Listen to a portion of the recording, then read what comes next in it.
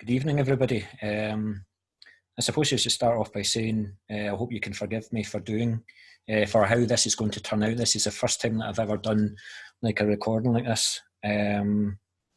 Is what you don't know is this is the seventh draft that I've done of this video. So I don't know what's going to come out. I don't know what I'm going to be saying. It's completely unedited.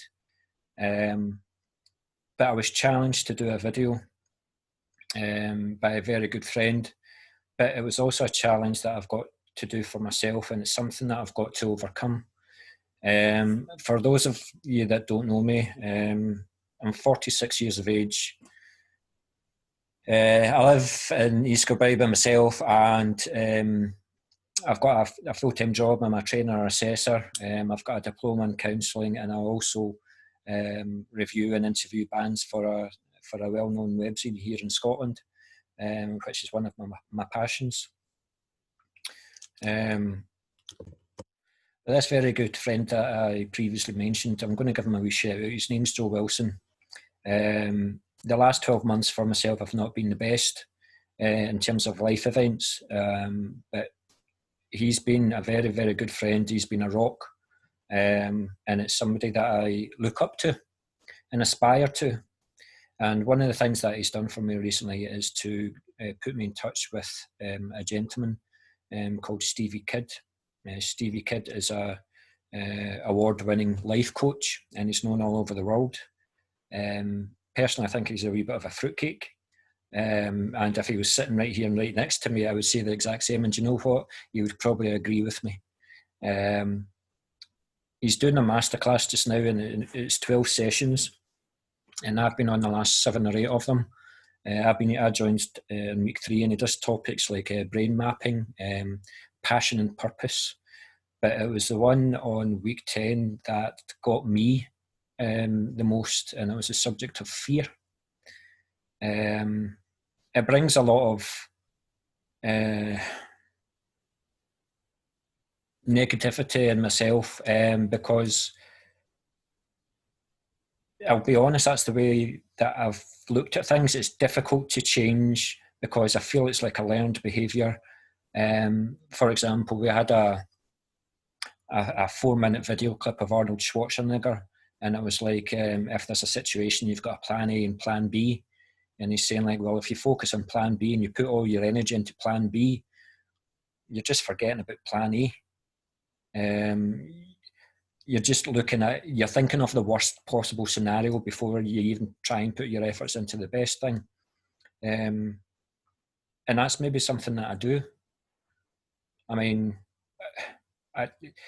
one of the things that Joe picks up on, and I don't know that I'm doing it, is my negative language. I mean, I would say things just as they come into my head, my automatic thoughts, and I just say them. And he stops me in my tracks, and he tells me like, do you hear what you're saying here? It's like you're giving up before you even start. But it's something that I'm trying to overcome. I'm trying to change the learned behaviour because it's a core belief.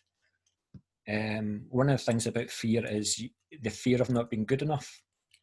And I would say that an example that's just came into my head was I got a diploma in counselling, CBT, and it took me 3.5 years. Every Thursday night, every Saturday, all day for 3.5 years. And I got the qualification. I was the first one in the whole family to graduate from university, and it was a very, very proud moment. If you ask me what I've done since then, I've not used my qualification. Yes, in the job that I do, I use my counselling skills. Sometimes apprentices have issues, and I just put the laptop to the side, and I would listen to them, and we were getting a wee bit involved in counselling. But on a professional level, I had all the tools, I had the skills to try out on my own, to make something of myself. I got good feedback from the lecturers, I got good feedback from my compatriots in the class. But I always felt that there were better counsellors in the group. And when I saw them struggling to make it, when they couldn't make it on their own, I would say to myself, why should I try then? So although I might not have done something on a professional level, I do feel that I gained a large amount of tools. I mean, I volunteered for crisis based under the Erskine Bridge. Full of brilliant people, and I would love to go back. I've often thought about going back, and Fiona and Jean have always says I would be welcome back, but there's always something that's holding me back, and that's me.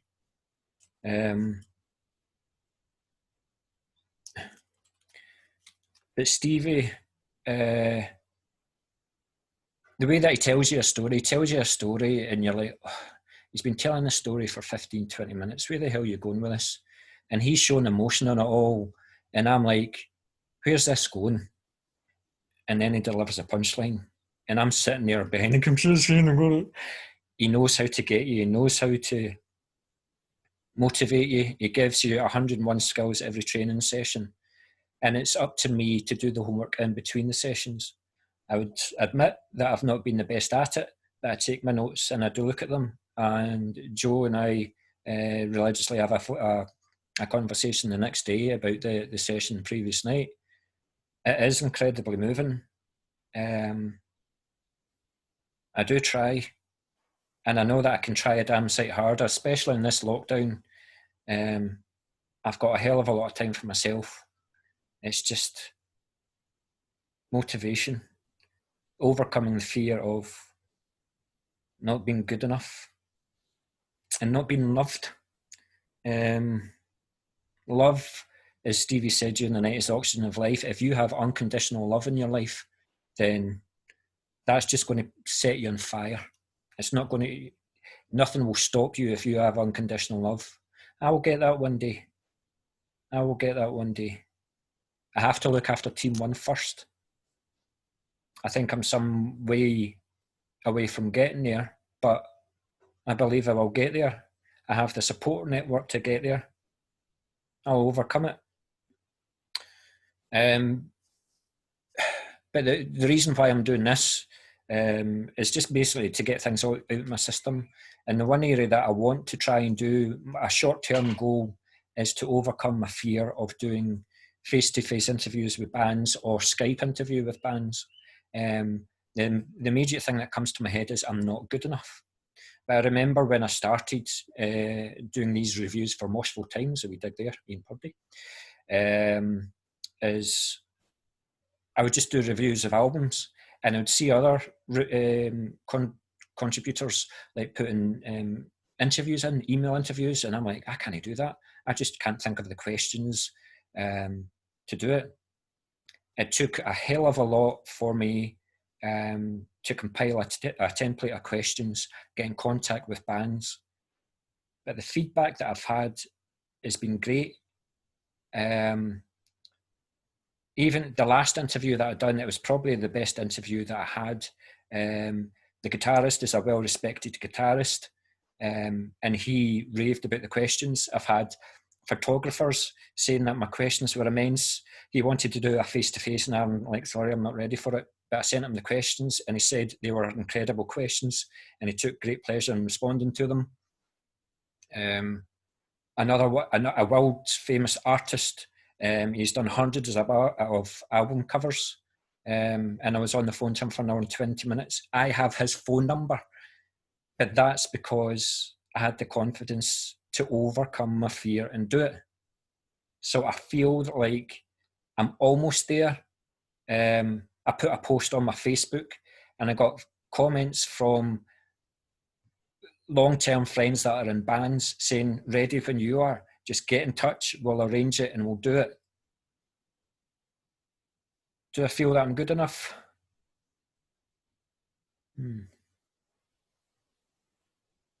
I think where I am not particularly good at is planning and organising. It's easy to send an email interview because you can just take the time, you can plan and prepare. Sometimes when you're face-to-face, you don't have that. I've done 2 face-to-face interviews in the past. And the first time, outside the venue, I walked up and down the road for 20 minutes because my stomach was nuts about going in there. And see, when I actually done the interview with the band, it was meant to be one person, and then the guy dropped the bombshell. It's actually going to be with a band. So that was 4 members. You can guess what happened. We ended up talking for an hour.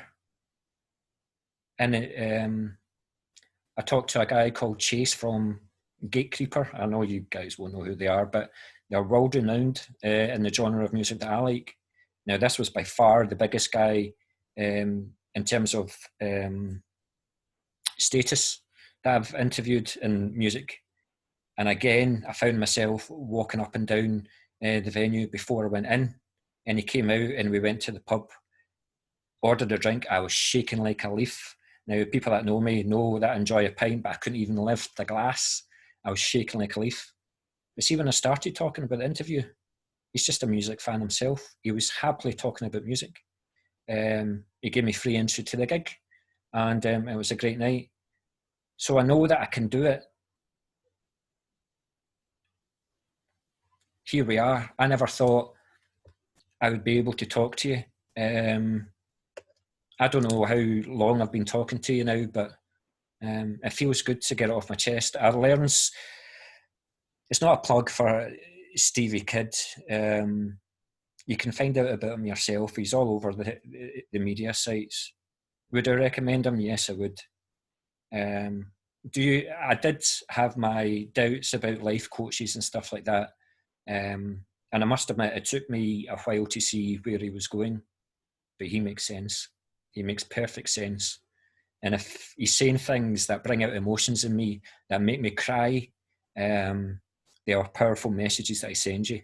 And he's not telling you, he's not just telling you, he's not reading it from a book. He's telling you about his life.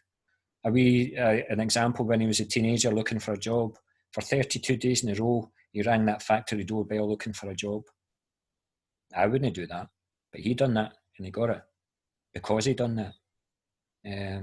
He doesn't want to be a factory worker on the shop floor. He wants to be the guy at the top. He wants to meet the person at the top, and that's what he does, and that's how he is where he is in life. World-renowned, award-winning life coach. Now, I might not have that goal, but I want to make somebody of myself in music, and I'll get there, slowly but surely. This is the first one I've done of these. I think went all right. If you've listened to it, thank you for listening. They will be more positive. I just kind of guess I'm realising where I am just now. I'm also going to realise where I want to be, and I'll get there, and I hope you join me.